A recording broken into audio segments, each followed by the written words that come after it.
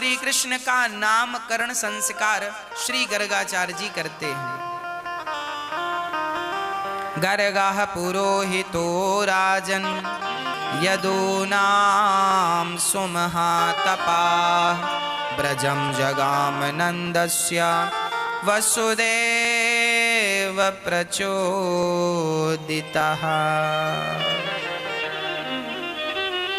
आज गर्गाचार्य जी आए, नंद बाबा ने कहा महाराज हमारे बच्चे पर बड़े बड़े संकट आ रहे हैं, कृपा करो कि बच्चे का संकट दूर हो जाए।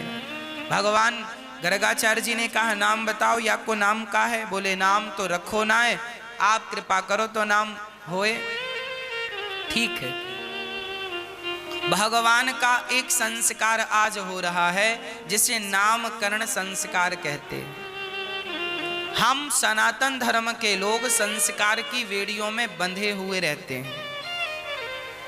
संस्कारहीन व्यक्ति वैसा ही है जैसे बिना नाक की स्त्री है। स्त्री कितनी भी सुंदर हो और उसकी नाक काट ली जाए तो बिना नाक की स्त्री शोभा देगी, जैसे नाक के बिना स्त्री शोभा नहीं देती, उसी प्रकार संस्कारों के बिना व्यक्ति शोभा नहीं देता।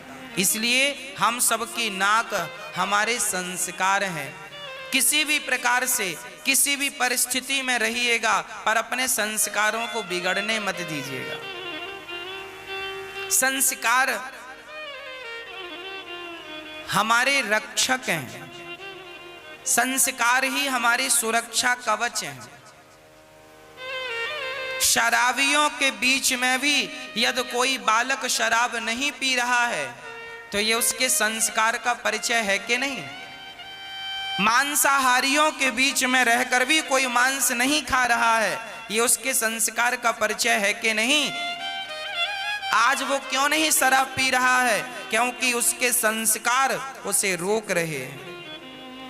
आप कभी भी गलत सोचेंगे, गलत करेंगे और आपके अंदर संस्कार हैं, वो संस्कार आपको उस बुराई से बचा लेंगे। इसलिए अपने संस्कारों को पुष्ट कीजिए, मजबूत कीजिए, स्ट्रांग कीजिए और बच्चों को संस्कार दीजिए कि कल को वो बुराई के भीतर चले भी गए तो वो संस्कार उन्हें बचाकर वापस ले आए।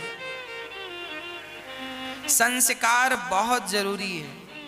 सब कुछ दिया पर संस्कार ना दिया बच्चों को, सो क्या दिया?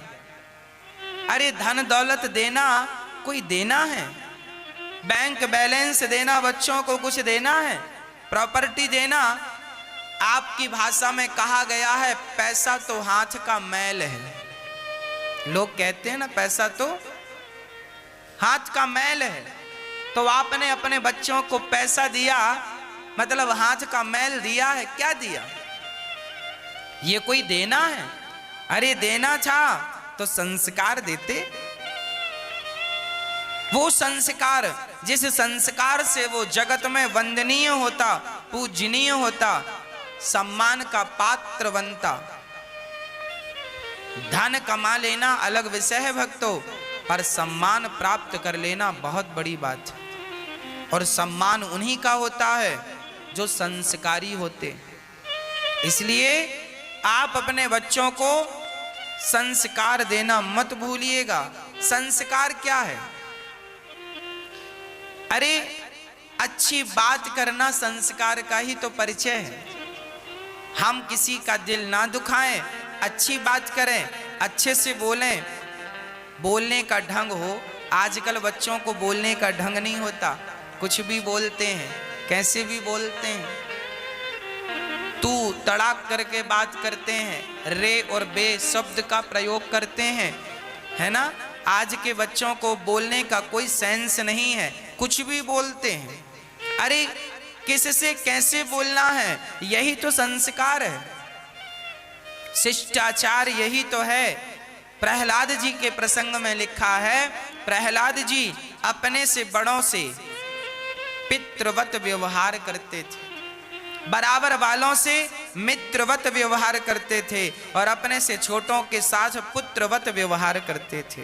समझिएगा, जैसे आप अपने पिता को क्या तू तड़ाक करके बात करते हैं, रे और बे कह के बात करते हैं? नहीं ना। आप अपने पिता के साथ बड़े सम्मान से बात करते हैं। जैसे आप अपने पिता का सम्मान करते हैं और पिता के लिए सम्मानजनक शब्दों का प्रयोग करते हैं, उसी प्रकार आपसे उम्र में कोई बड़ा हो, पिता की उम्र का हो और उस व्यक्ति से आपको बात करनी है तो इसी शालीनता से बात कीजिए जैसे अपने पिता से बात करते हैं। आपकी बराबर का कोई व्यक्ति हो तो उससे वैसे ही बात कीजिए जैसे आप अपने मित्रों से, अपने दोस्तों से प्यार भरी बात करते हैं। मतलब बात करने का भी एक ढंग होता है, बोलने का भी एक ढंग होता है। देखो ना, मैं दो ढंग कह के बोल रहा हूं। एक अंधा जा रहा था, शास्त्रों में लिखा है सत्यम ब्रूयात प्रियम ब्रूयात। सत्य तो बोलना चाहिए पर प्रिय बोलना चाहिए। कौन सा सत्य बोलना चाहिए मेरी माँ? प्रिय सत्य। उदाहरण से समझिए, एक अंधा है, उस अंधे को आपने कहा ए अंधा यहां आओ। आपने बिल्कुल ठीक कहा, अंधे को अंधा ही तो कहा जाएगा, पर ये शब्द जो था ना कड़वा था, है ना। आपने कहा अंधे यहां आओ, ये कड़वा था। अब इसे बदल दीजिए, आपके संस्कार बदल देंगे। कैसा हो जाएगा ये? सूरदास जी आइए, एक ही अर्थ है पर तरीके दो हो गए, है ना। बोलने का लिहाजा, बोलने का तरीका आपका कैसा है? बच्चों को आपने कौन सा तरीका सिखाया है?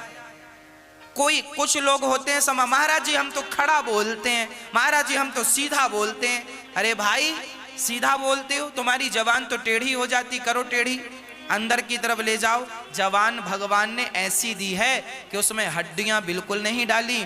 भगवान ने कभी आपको ये नहीं कहा कि तुम बोलकर किसी का दिल दुखाओ। यदि आपके सीधा बोलने से किसी को दुख होता है तो सीधा ना बोलो, ऐसा बोलो जो सामने वाले को प्रिय लगे, ऐसा बोलो। बोलो वही बात पर प्रिय लगे ऐसा बोलो। बुरा लग जाए